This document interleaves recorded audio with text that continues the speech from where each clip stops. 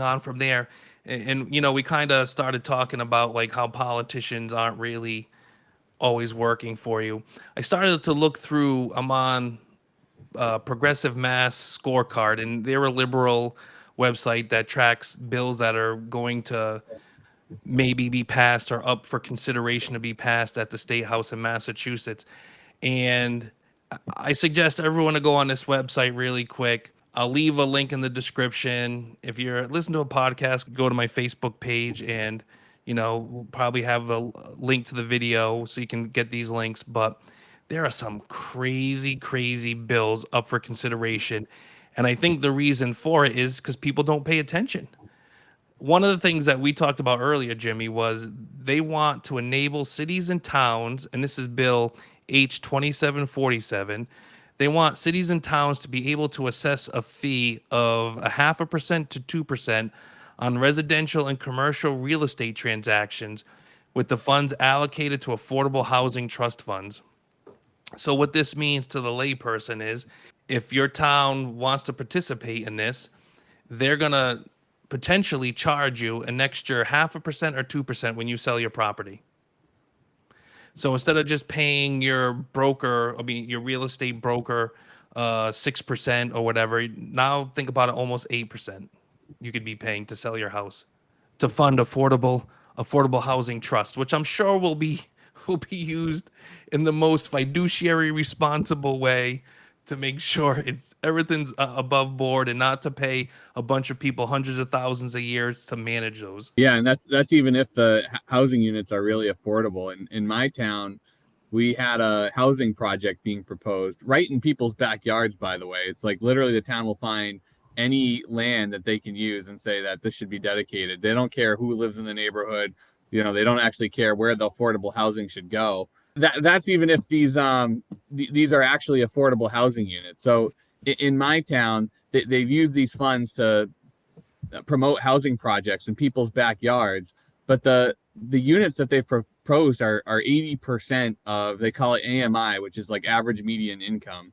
Hmm. So if the market rate on those homes is 3,500, the AMI is going to be like 2,700 bucks a month, and that's what they're calling an affordable housing unit. So these units are designated as that. But like, do you know anyone in that's needs affordable housing that can afford 2,700 bucks a month? I sure don't. Oh, so I'm not going to get into too many of these other ones, but I just want to read through just a couple more. And again, I really just want to hit on this because I think what happens is they operate in almost total darkness. People don't know what they're doing. And I think it's incumbent upon us to educate ourselves and to go figure out what the people that we elect to represent us are actually representing us. And they're not. I mean, let's be honest right now, they're not. Because if you watch how they vote along party lines. Um, so here's one: the Healthy Youth Act. This is Bill H 544. Requires school districts that provide sex education to ensure that it's comprehensive, age appropriate, and LGBTQ inclusive with an emphasis on consent. This is why people are pulling kids out. Like, educate my kid in math and science. Make sure they understand that, right? Check this out: a gas moratorium. You'll love this, Jim, because you know that we probably need more gas infrastructure. Pauses the approval for any new or expanded gas infrastructure through 2026. Wonderful. Next year, when people are freezing, or 2025 when people are freezing, wishing they had gas, we'd be like, "What are you thinking?" Right? There was another one, Bill 8H 872. Polluters pay requires fossil fuel producers to fund the state's climate adaptation programs based on past emissions. A proposal that would extend the long-standing polluter pays principle for toxic waste cleanups and addressing climate change. You know what? I really wish we could hold politicians accountable like they hold everyone else accountable. I hate this two-tier justice system because when politicians make policies that really suck and we find it out later, maybe we should do is be able to go back and make them pay. Going back to the earlier segment of people leaving Massachusetts too, with these bills that are being passed, it's not just a preference anymore. People leaving, like with this energy infrastructure and the things that they're doing to prevent new energy from coming into the state, they're making it so you like physically cannot live here. Like Yeah. the energy situation in the state is already bad, and to ban any new infrastructure from coming in is pretty much collapsing the electric grid. So like Yes. they're making it at a point where like it has become unlivable to live here. Not just a preference of like, oh, Massachusetts is liberal, I don't like that. It's like you're literally not going to be able to turn on your heat in the wintertime if you live in the Northeast. Like that's how bad it's getting. So here you go. Bill H2894, the hero bill. Sounds good, a hero bill. Increases the deeds excise tax on home sales to provide funding stream for the Global Warming Solutions Fund, the Affordable Housing Trust Fund, and the Housing Preservation and Stabilization Fund.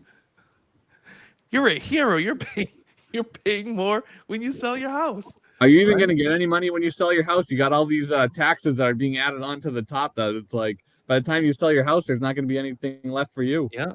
Hey, we got Bill H1239, Medicare for All, establishes a single payer system in which the state provides health care to all residents as a right. That's going to cost nothing. That's going to cost.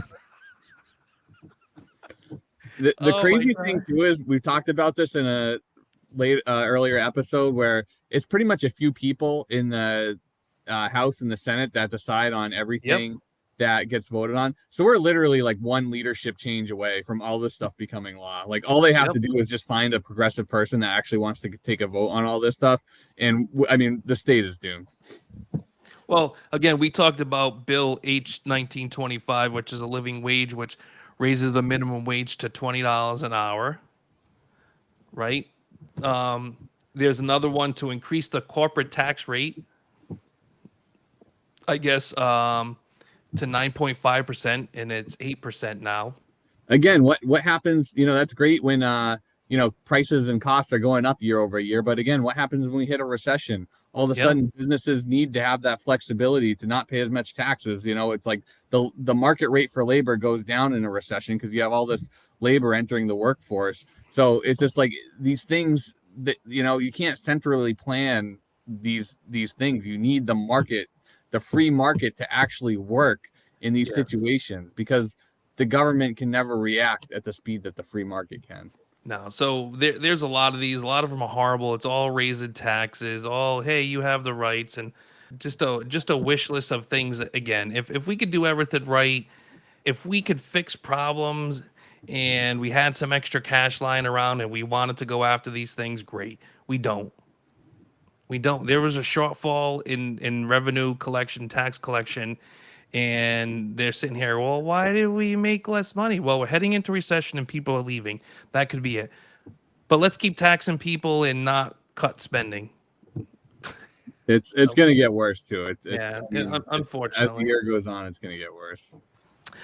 Well, Jim, I thank you for coming on. I thank everyone for watching the show. Hope everyone enjoyed. Please like and comment below. I guess that helps with the algorithm, and share with your friends. And hopefully in the next couple of weeks, we're going to have a couple of special guests on. We're working behind the scenes to get some guests. So thanks for everything, Jim. I appreciate it. Thanks again. Yeah, take care. Take care. Yeah, bye.